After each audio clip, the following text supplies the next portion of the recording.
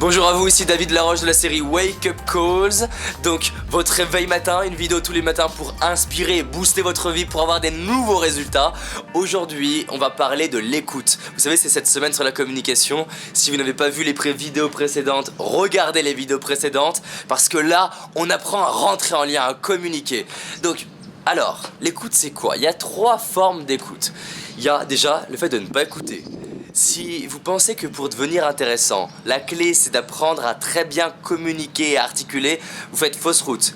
Bien sûr, une bonne communication avec du charisme et avec une maîtrise de votre voix, une capacité à faire des ondulations comme on va voir dans des prochaines vidéos, une prochaine semaine sur le charisme, l'utilisation des silences, beaucoup de choses comme ça. Bien sûr, ça a un impact, mais le plus important comme on l'a vu, c'est votre capacité d'écoute. Donc, écoute numéro 1. La plus merdique, ne pas écouter les gens. Parlez plus que les personnes et vous serez un mauvais communicant. Les meilleurs vendeurs écoutent plus, les meilleurs séducteurs écoutent plus, les meilleurs entrepreneurs écoutent plus. Apprenez à écouter.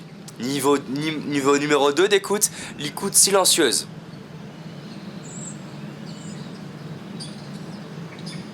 Voilà, ça donne ça.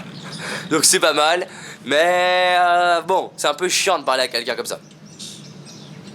Ok, 3e niveau d'écoute, l'écoute avec feedback.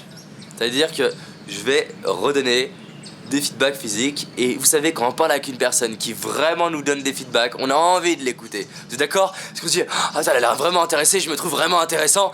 Donc apprenez à faire des gestes avec votre tête. Ok. Le niveau master de l'écoute, vous le voulez? Et là c'est vraiment le top du top. Vous apprenez ce niveau de maîtrise dans l'écoute, vous avez vraiment faire une vraie différence dans votre capacité à être intéressant et à captiver. C'est ce qu'on appelle l'écoute active.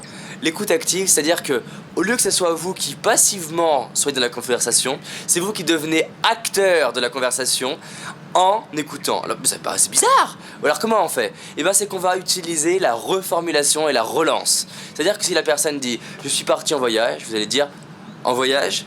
Oui, elle dit « oui, je suis parti au Maroc ». Et là, qu'est-ce qui va se passer? Elle va préciser.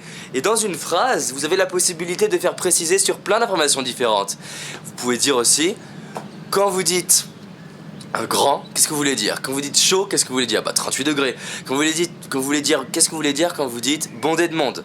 Et là, c'est vous qui allez orienter la conversation. Et la personne se trouve d'office extrêmement intéressante. Et pour vous, c'est quoi l'intérêt? C'est que vous orientez la personne sur ce qui vous passionne et sur les points communs. Donc vous ne forcez pas à la trouver intéressante, et d'office, elle vous trouve intéressante. Et vous créez une écoute où vous devenez acteur de la conversation. Appliquez ça et vous allez devenir le maître de l'écoute. À demain!